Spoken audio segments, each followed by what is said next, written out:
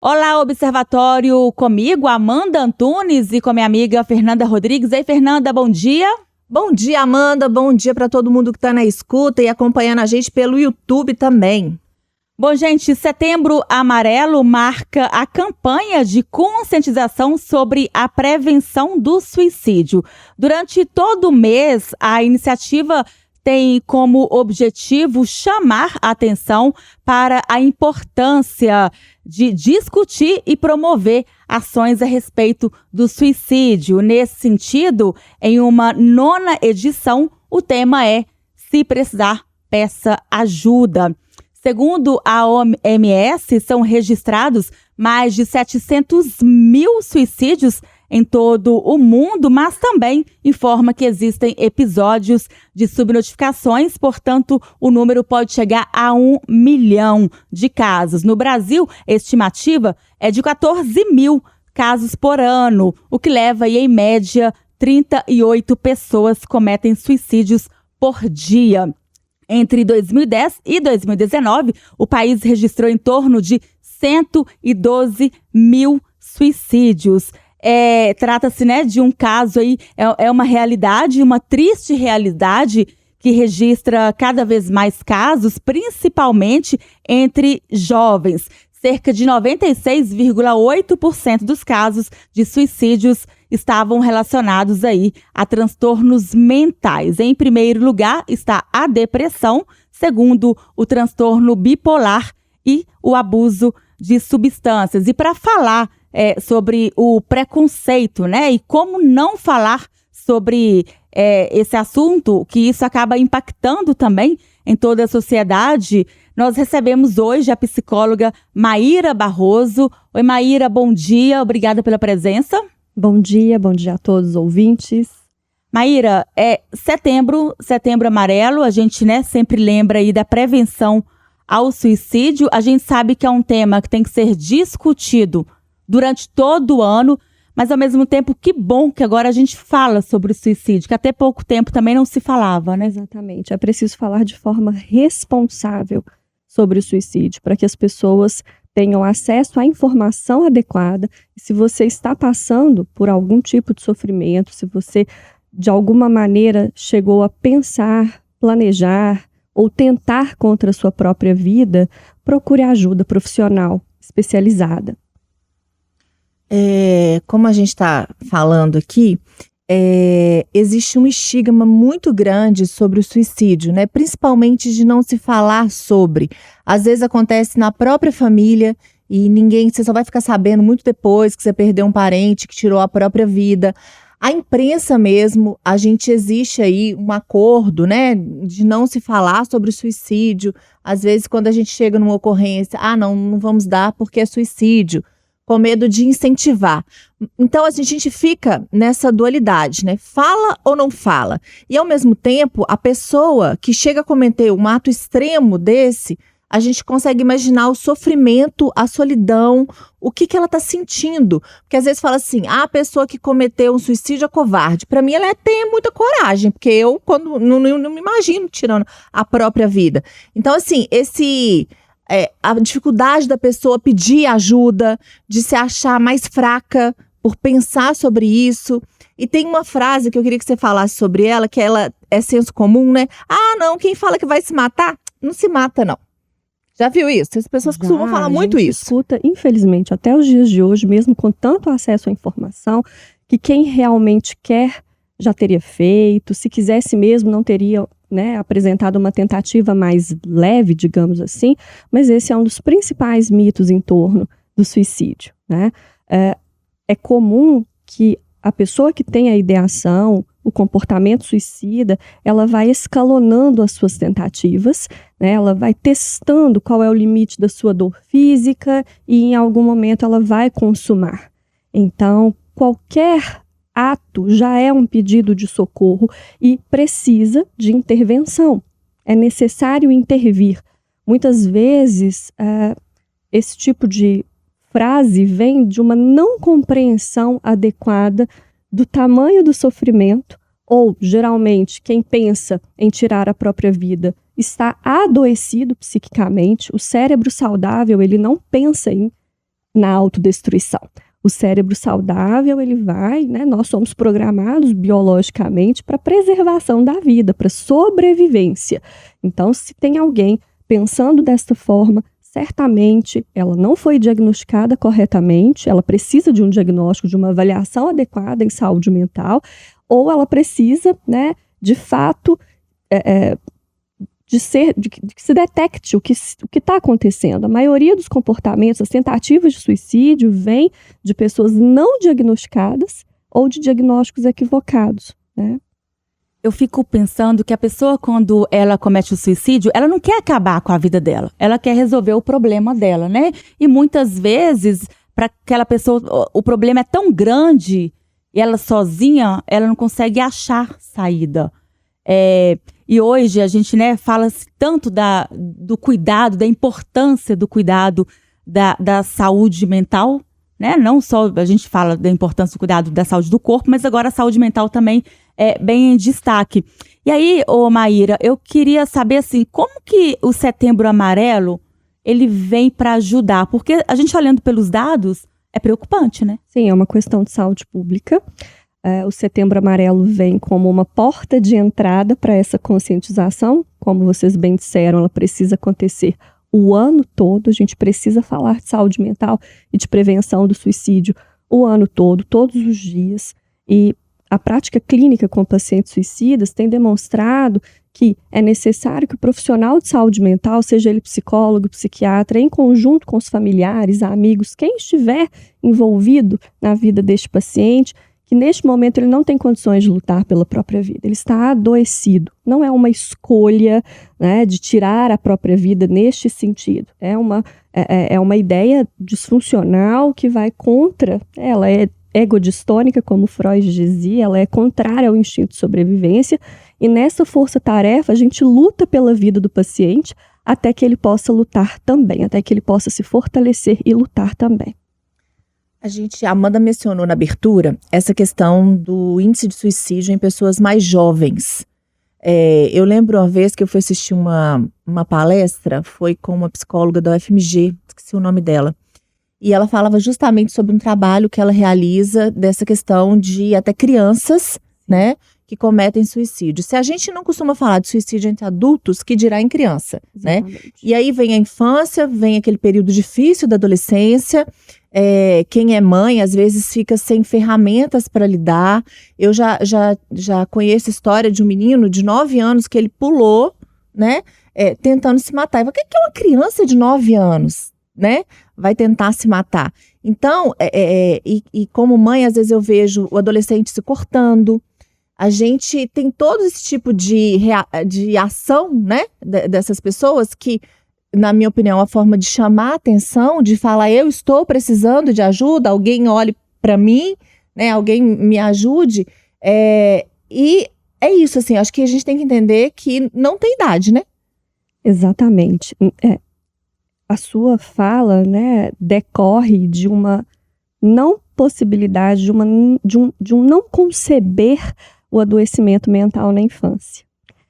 As crianças adoecem, existem transtornos mentais da infância, da adolescência, psicopatologias da infância e da adolescência. As crianças se deprimem, adolescentes se deprimem, né? Dentre vários outros quadros que precisam ser identificados por um profissional capacitado e tratados. Então, para as famílias que estão nos assistindo, né, é preciso conceber esta dimensão da saúde mental infanto-juvenil. As nossas crianças também, mais do que nunca, em função principalmente da contemporaneidade, do acesso às redes sociais, ao excesso de telas, né, enfim, diversos contextos que, infelizmente, favorecem o adoecimento da criança e do adolescente. Sim, elas chegam a pensar, a tentar, né, o autoextermínio.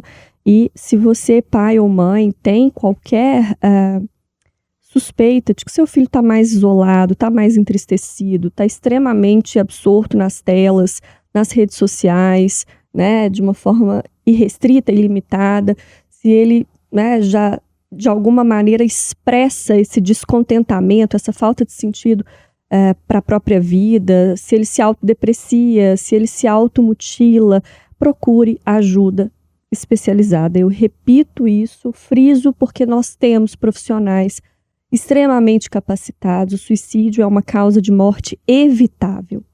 Maíra, eu já ouvi falar, até aqui na redação, da depressão do sorriso. Porque vem cá, eu sou uma pessoa, até que depois da pandemia não, né, Nanda? Acho que eu comecei a me indignar e revoltar. Mas o mundo caindo, eu ia contar uma coisa, eu começava a rir de desespero, sabe? Assim, e aí, às vezes eu tava numa situação terrível, mas tava lá rindo, e enfim. E aí, às vezes a pessoa fala, não, mas só tava bem, tava tranquilo. E a gente ouve muito isso, né? Ótima colocação. A depressão é um transtorno do humor. E dentro deste quadro, a gente pode ter oscilações entre irritabilidade, não somente a tristeza, mas o paciente ele pode apresentar também irritabilidade e ele pode mascarar socialmente o seu sofrimento, ou ele pode apresentar o que a gente chama de incongruência afetiva, que é diante de uma situação desesperadora, o riso se manifesta em vez do choro, por exemplo, e é um quadro que merece atenção da mesma forma, porque a gente tende a pensar assim, bom, mas se tá rindo é porque tá tudo bem, nem sempre. E o bom é que aqui na redação a gente chega e fala, né? Rindo ou chorando. A gente faz terapia de grupo aqui na redação. Mesmo, sempre fale com alguém, diga, olha, não tô bem.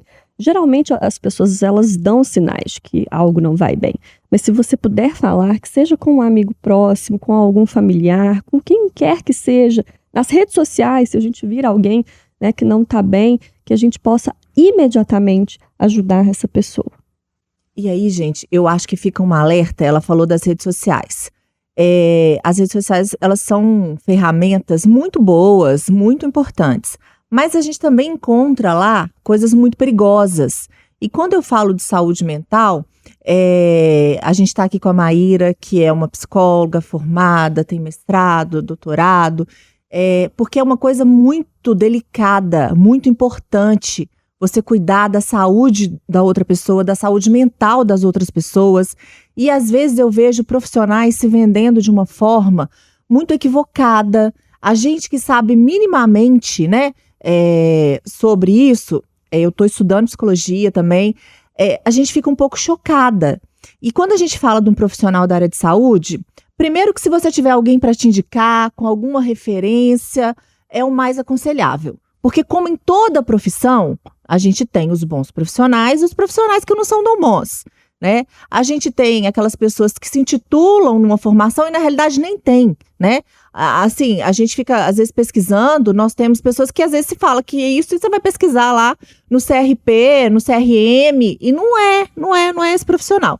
Então tenham esse cuidado, a gente está falando para vocês procurarem ajuda, mas vamos procurar uma ajuda segura, porque a gente está lidando com vida e está lidando com saúde mental, que na minha opinião, todo mundo deveria ter acesso. Infelizmente a gente sabe que às vezes tem um custo, né?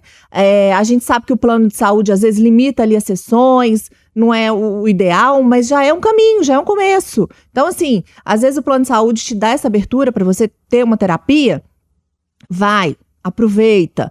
Ou a gente sabe que existem ONGs também oferecem, comunidades, então assim, a gente não está dizendo que não é para procurar, todo mundo tem que procurar. O meu alerta aqui fica justamente porque com o aumento do adoecimento mental, com o aumento também da procura das pessoas por ajuda, graças a Deus, as pessoas quebrando esse estigma, né, do adoecimento mental que existe aí há muitos séculos, começaram a procurar ajuda, mas ter esse cuidado, né, Maíra, porque eu fico muito preocupada. Às vezes eu já vi stories dentro de sessão de terapia, e nada contra nenhum tipo de religião, nenhum tipo de prática, a gente acolhe tudo, é tudo perfeito, mas assim, fazer uma selfie no meio de uma sessão, acho complicado, né? Isso é completamente antiético, isso inclusive é proibido pelo nosso código de ética do psicólogo, o Conselho Federal de Psicologia, né, condena essas práticas, não são práticas regulamentadas, então verifique, busque, de fato, desconfie de profissionais que ocultam a sua formação, como você mesma disse, pesquise junto aos órgãos reguladores da profissão, se aquele profissional está inscrito no CRP ou no CRM, caso for um psiquiatra, procure plataformas em que tenham currículos cadastrados, e que você vai ter acesso à formação acadêmica, clínica desse profissional e, obviamente, busque recomendações, né? Acho que a indicação de alguém que já se tratou com aquele profissional, que teve bons resultados, é preciso saber também, né? Eu escuto, mas eu faço acompanhamento e não melhoro. Tem alguma coisa errada. Se você está em acompanhamento e você não melhora, seja ele medicamentoso ou psicoterapêutico, busque uma segunda opinião, uma segunda avaliação. O correto é você se tratar e melhorar. E a gente tem, às vezes, né, Maíra, a pessoa que não está se tratando, mas por algum motivo está em surto, tem o CVV, né? Que a pessoa pode procurar ajuda naquele momento. Um dia eu vi até uma entrevista do Whindersson Nunes falando que ele ligou para lá. E as pessoas não terem vergonha mesmo de pedir ajuda. Exatamente. O CVV, o Centro de Valorização da Vida, os profissionais que atendem as chamadas são treinados, capacitados para encaminhar, direcionar este paciente que está em crise, pensando em tirar a própria vida. E nós temos os serviços de urgência em saúde mental, de urgência psiquiátrica em Belo Horizonte, que são os CERSANs. Então, em caso de extrema urgência subjetiva, você pode... Serviços funcionam 24 horas, são gratuitos, serviços de porta aberta, tem psiquiatras, psicólogos, diversos profissionais de plantão, de domingo a domingo, para te acolher, né, para tratarem e etc. E o CVV, o número é 188, para quem estiver nos ouvindo. Não fica sozinho não, gente, pede ajuda, porque é igual a Maíra falou, né, o suicídio é uma morte evitável, né, além do que... Uma outra coisa que eu acho muito importante, que eu ouvi alguém falando uma vez, que quando tem alguma família que perde, né, a pessoa dessa forma, pelo autoextermínio, é importante que essa família também tenha um tratamento e um acompanhamento depois que o fato acontece. Não é que a pessoa se matou e aquilo termina ali, né? Tem uma consequência para quem convivia com essa pessoa, com todo esse processo. Então, assim, com esse luto, né, que vai ser vivido, é importante que todos se unam nesse sentido de tentar salvar a vida dessa pessoa, mas se você já passou por algum trauma desse tipo, né, procurar ajuda, porque é muito difícil compreender mesmo, né? Às vezes você não vai, porque não é a sua realidade, mas aquela pessoa que fez aquilo, naquele momento... ela não tinha outra escolha. É o que ela dava conta. Né? É o que ela dava conta, né? E eu percebo que tem também um preconceito tão grande depois com os familiares. Eu falo isso porque, né, na minha família, infelizmente, já tivemos um caso e existe um preconceito, porque depois cada um vem com uma teoria religiosa, e isso, né, cada um com sua crença, isso para a família já não basta a dor da perda, né? E eu percebo, assim, que até, por que eu não ajudei? Algumas pessoas, ainda existe também, né, a questão dos que estão próximos se sentirem culpados por aquilo e, ao mesmo tempo, também são julgados pelas outras pessoas.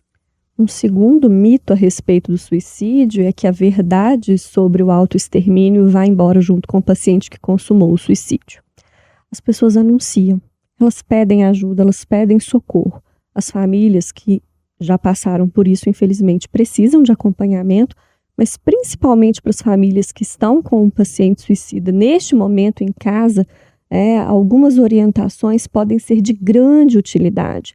Então, esse paciente não pode ficar sozinho, em nenhuma hipótese, nenhum minuto. Às vezes é nessa janela de tempo que ele vai tentar e vai consumar.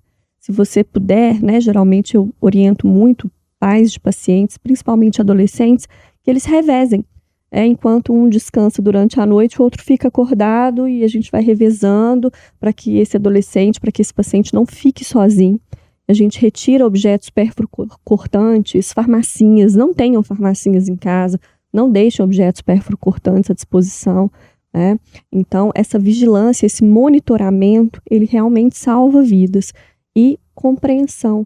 A raiva vem da incompreensão, então é muito comum que os familiares briguem com o paciente suicida. Briguem, né? Dizem, você tem tudo, você é ingrato, você não precisa se sentir assim, você não deveria se sentir assim, quando na verdade o que tem ali é um adoecimento mental não esclarecido, não tratado adequadamente ou mesmo não diagnosticado. Então não julguem, não briguem, ofereçam apoio, rede de apoio, suporte familiar, é extremamente importante, tá? E algumas pessoas acabam se envolvendo, até pelos dados, né? A pessoa às vezes está na depressão, se envolve com álcool, é um agravante ainda maior. Certamente, álcool e outras drogas são fatores precipitantes de piora e de agravantes e precipitantes, né, de qualquer quadro de transtorno mental. Se há o uso de álcool e outras drogas, ele será agravado. Maíra, então, para a gente agradecer a sua participação, para quem estiver nos ouvindo, fale sobre isso em casa, né? Tenha o tempo para o amigo também, telefone para saber como a pessoa tá. A gente sabe que na correria, às vezes a gente tá com a pessoa e não tá, né? Você na correria não consegue olhar muito pro lado, na verdade, é isso, né? Mas tentar achar um tempinho e aí queria te agradecer por participar, a gente falar um pouco desse assunto e para quem estiver em casa, como nós já falamos, né, procurar aí o centro, quem estiver precisando, o Centro de Valorização da Vida, que é o CVV, e o telefone de lá é o 188. Obrigada pelo convite e até a próxima. Vambora, né, Nanda? Vambora, semana que vem a gente tá de volta. Até semana que vem.